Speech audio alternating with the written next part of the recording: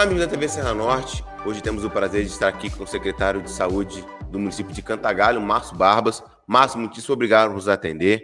A gente fica muito feliz de conversar com você, mesmo sabendo do complicado momento que vocês vêm vivendo na cidade de Cantagalo. E para a nossa primeira pergunta, eu já queria falar como é que está a situação geral em Cantagalo, tanto da sede quanto dos distritos, que hoje são um grande problema na cidade de Cantagalo. Pois muito bom dia, né? Bom dia a todos vocês que nos acompanham e nos assistem.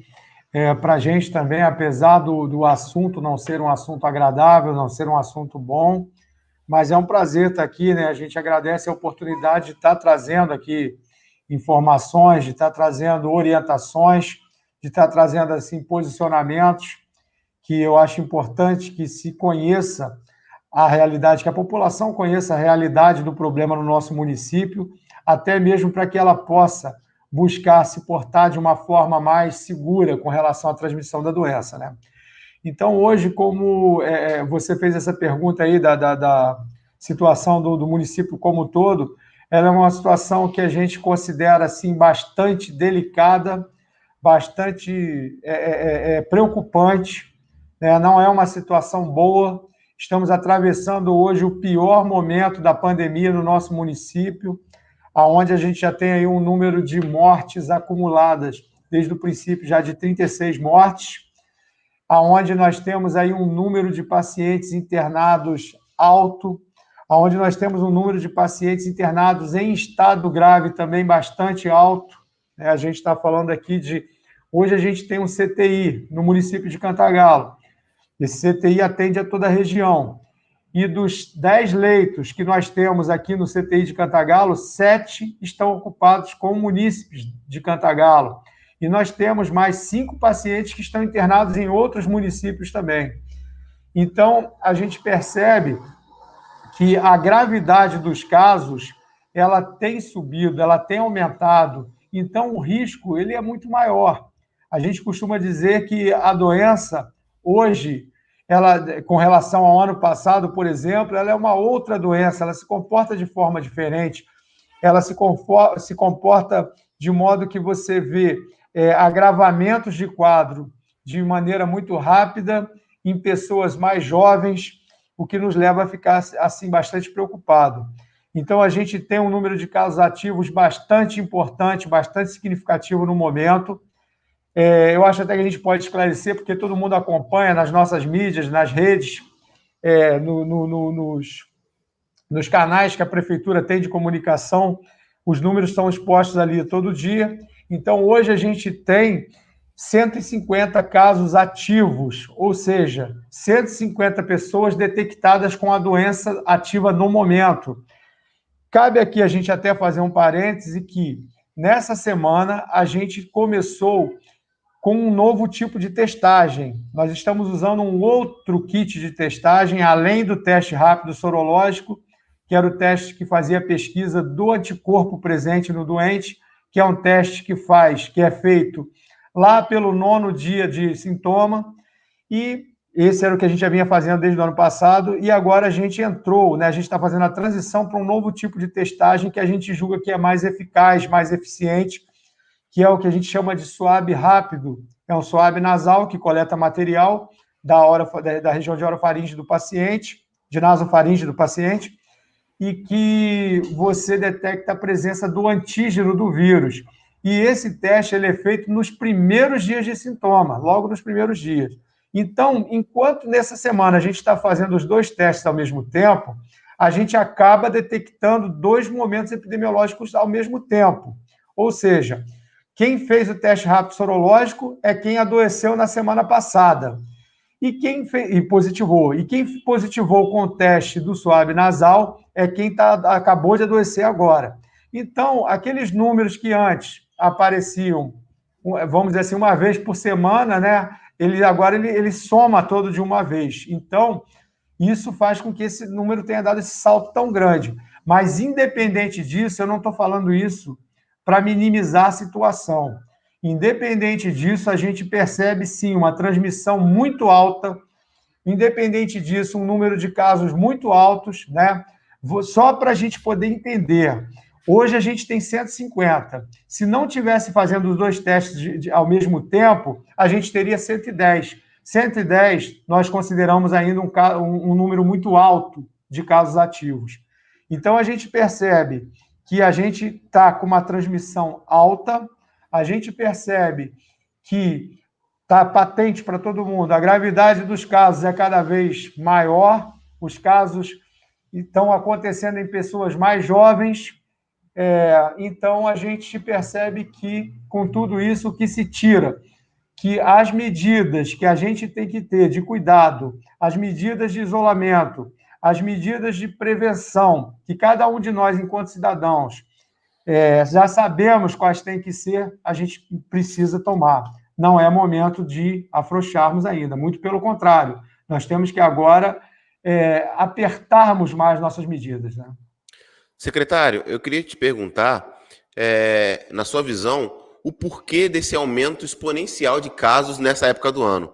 Porque se você for colocar os municípios de Macuco e Cordeiro, eles deram uma diminuída, e Cantagalo, nesse período, aumentou os casos. Então, quais são as particularidades do município de Cantagalo para ter aumentado o número de casos? É difícil a gente dizer, assim, de certo, o que causa, né, o aumento de casos. Se você analisar de uma forma muito simples, como é uma doença que independe de um vetor animal, ela é uma doença que é transmitida entre humanos mesmo, então o que explica sempre o crescimento da doença é a proximidade de contato das pessoas. Isso é uma coisa lógica.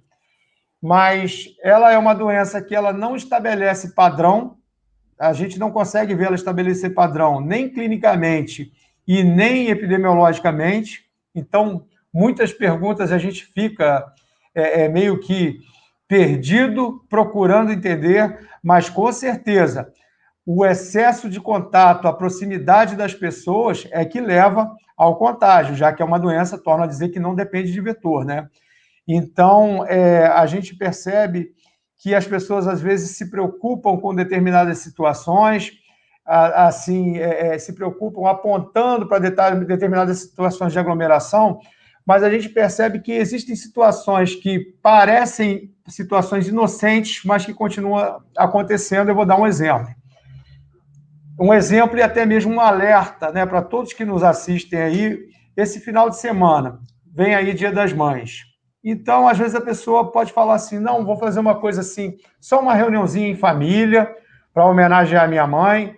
Então, se eu tenho mais 3 irmãos, um exemplo, aí vai ser só nossa família, mas aí vai ser a casa da minha mãe, eu que moro numa casa, meu irmão que mora em outra, e mais 2 irmãos que moram em outras casas. Então, você junta ali 4 núcleos familiares que têm N contatos diferentes no seu dia a dia, e nessa inocente reunião familiar de final de semana, você acaba tendo o que a gente tem chamado de surto familiar, né? Você corre o risco de você estar disseminando a doença ali a começar da sua casa. Aqui em Cantagalo mesmo, nós tivemos já algumas situações onde família inteira adoeceu, né? Onde nós tivemos 3 óbitos na mesma família, óbito de filho, de pai, de irmão, de irmã, e mais pacientes internados daquela família. E quando você vê, são pessoas que não têm o comportamento de frequentar a rua, de frequentar situações de aglomeração, mas que, de repente, numa situação dessa familiar, você acaba trazendo risco para dentro de casa. Então, a gente dizer, assim, de certeza, o que colabora para o aumento de casos, a única certeza que a gente tem do que colabora para o aumento de número de casos é o excesso de proximidade das pessoas. Secretário, a gente, infelizmente, teve o óbito do filho da secretária de Educação do município de Cantagalo, que é um rapaz super jovem, e mais casos como esses vêm aparecendo. Eu queria te perguntar quais são as medidas que a Secretaria de Saúde vem adotando para poder atenuar esse número de casos, de repente, a volta das barreiras sanitárias, e o que vocês pretendem fazer em conversa com a própria população para que, porque a cidade de Cantagalo, diferente das outras cidades no início da pandemia, manteve o comércio aberto. Então, de repente, isso também pode ter dado uma falsa sensação de tranquilidade que agora, infelizmente, meio que está se pagando. Então, como é que a secretaria, junto com as outras secretarias, vem fazendo esse trabalho? Eu vou ter que discordar de você em duas coisas aqui, né?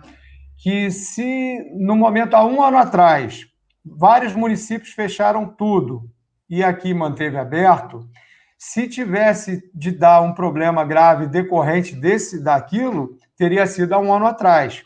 Hoje, basicamente, todos os que estão aqui estão da mesma forma. Todos os municípios estão com o comércio aberto, todos os municípios estão com suas atividades normais. E dificilmente uma situação de um ano atrás ia se refletir agora, né? E outra questão também que a gente não aventa é a possibilidade da barreira sanitária, porque a barreira sanitária, ela feita de forma eficaz, ela só vai ter, por mais eficaz que seja, ela vai atingir a sua eficácia máxima, que não ainda é de 100%, quando você ainda não tem uma circulação sustentada dentro do município. Você faz uma barreira para quê? Para você tentar evitar de que o vírus venha se estabelecer naquela cidade. Do momento que você já tem uma circulação sustentada aqui dentro, né, não tem justificativa você cercar a cidade, a não ser que seja para não sair, né? Mas com questão de proteção, no momento, a partir do momento que você tem uma transmissão sustentada, que você tem casos autóctones, não se justifica uma barreira sanitária. Então, o que foi feito há um ano atrás, né, seria muito tardio dizer que esse reflexo é esse ano. O que está acontecendo agora é problema derivado de agora. São situações de agora que a gente está discutindo, que a gente vai ter até uma reunião agora para estar discutindo a respeito disso, do momento de agora, porque aquilo que você faz hoje vai refletir daqui a 5 dias. Ou seja, se a doença tem um período de incubação de 5 dias, você contraiu ela hoje, daqui a 5 dias você vai ficar doente. Então, eu torno a dizer, a gente entende que a situação de agravamento da transmissão, ela se dá pelo excesso de contato das pessoas. Secretário, eu queria te perguntar, porque antes, no início da pandemia, a gente só contava o número de óbitos e de casos. E hoje, graças a Deus, a gente também coloca o número de vacinados. Como é que está andando a vacinação aí na cidade de Cantagalo? A vacinação de Cantagalo, a gente pode considerar que ela está andando bem frente à disponibilidade do número de doses que a gente tem, né? A gente consegue avançar de forma rápida, a gente tem assim, a certeza, se tivesse mais doses disponíveis, a gente já teria avançado muito mais. Hoje a gente já tem um total de vacinados de 4.530 pessoas que já tomaram pelo menos primeira dose, então 4.530 pessoas já vacinadas, né? Isso aí vai dar 22% da nossa população, em torno de 22%. E se considerar o público-alvo que a gente tem, né, que for o público previsto, que é daquelas faixas etárias pré-estabelecidas pelo Ministério da Saúde, mais os portadores de comorbidade, profissionais de saúde e todos que foram determinados como público-alvo, a gente já atingiu 29%. E tão logo vão chegando as doses, a gente vai aplicando e a gente tem conseguido, assim, por parte da população, uma adesão bastante importante.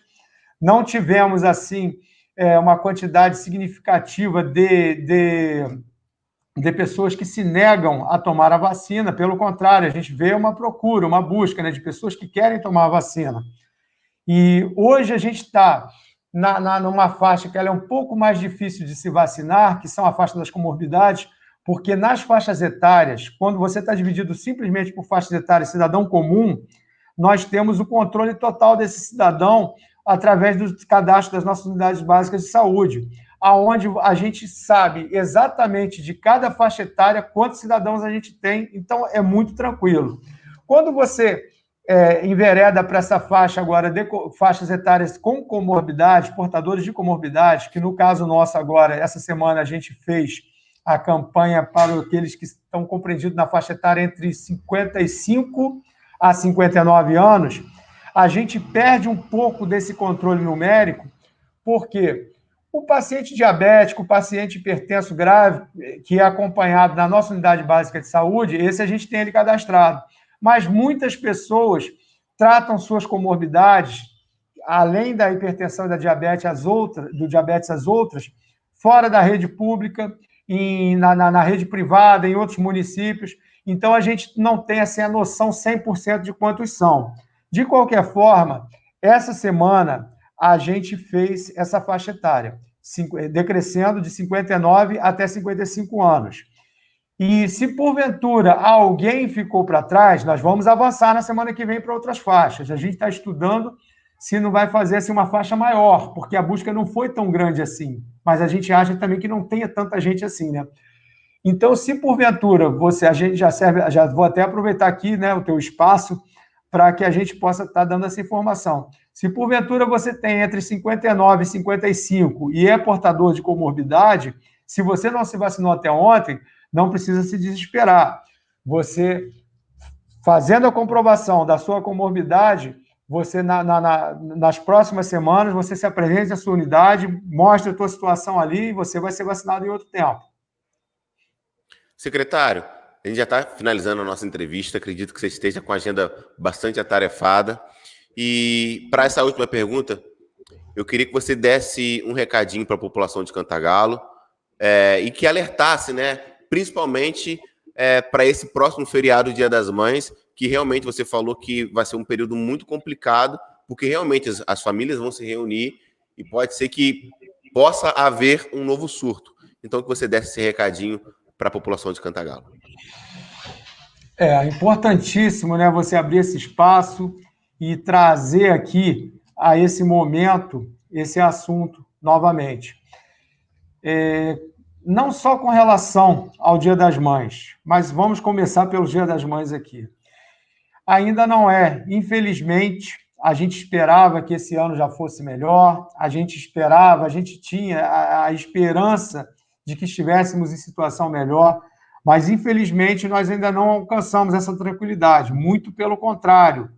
Torno a dizer, estamos atravessando o pior momento da pandemia aqui no nosso município. Então, se nós nos planejamos fazer reuniões de Dia das Mães, aonde se juntam pessoas de mais de um núcleo familiar, de mais de uma casa no mesmo lugar, está na hora da gente repensar e da gente desistir disso. Por quê? Por conta daquilo que a gente já falou aqui, do risco. Cada pessoa, cada indivíduo tem contato na sua vida diária, nos seus trabalhos, nos seus afazeres, quando vai fazer compras, ou até mesmo no lazer. Cada pessoa tem contato com N pessoas diferentes, cada um com mais um monte de gente. Então, quando você junta 2 pessoas da mesma casa, já são várias possibilidades de contato. E aí você junta 4 pessoas de 2 casas, 6 pessoas de 3 casas, e assim a gente vai aumentando exponencialmente as chances de aumentar o risco de contágio. E aí tem-se uma falsa sensação de segurança no seguinte: a gente aprendeu lá no ano passado, lá no início da pandemia, que Covid era uma doença que tinha risco para idoso, que só matava velho, vou falar assim para ficar bem claro, né? Só que a gente vê, hoje a realidade é totalmente diferente. Hoje você vê que cada dia que passa, pessoas mais jovens estão adoecendo, e adoecendo de forma grave. E ainda que você possa falar assim, então, se já não é mais de idoso, e meu pai, minha mãe, pela idade, já foram vacinados, então eles já não têm mais risco. Mas vejam bem, desde o início da campanha de vacinação, a proposta da vacina não é que ela daria 100% de segurança. A proposta da vacina é que ela ajudaria a pessoa não evoluir para a forma mais grave, né? Mas, porém, que existe sim ainda o risco do contágio mesmo de pessoas vacinadas. Então, se você tem sua mãe vacinada e você acha que por conta disso não tem problema, porque sua mãe já está vacinada e você é jovem, é forte, então fica aqui o apelo, que a gente tem várias pessoas jovens, né, jovens que eu digo assim, abaixo dos 50 anos, internadas em UTI, A gente já perdeu paciente aqui de abaixo de 30 anos. A gente tem visto situação bastante preocupante. Então, não é hora ainda da gente fazer o churrasco de fim de semana, não é hora de fazer a confraternização do Dia das Mães. Infelizmente, dói o coração da mãe ficar longe do filho, lógico, eu sou pai, eu sei o que é ficar longe de filho, mas a gente conta, né, com a compreensão e com a consciência de cada um para que esteja se protegendo e protegendo quem ama, porque o momento ainda não é de relaxamento. Secretário, muitíssimo obrigado por nos atender, que vocês possam fazer um excelente trabalho. A gente sabe de todas as dificuldades que vocês vêm vivendo aí na cidade de Cantagalo, mas eu tenho certeza que com o poder público e a população aliada, que toda essa situação vai melhorar. E a TV Serra Norte está de portas abertas para qualquer informação da secretaria, das secretarias de saúde de Cantagalo ou qualquer outra secretaria que queira entrar em contato com a gente. Mais uma vez, muitíssimo obrigado por nos atender. Júlio Henrique para a TV Serra Norte.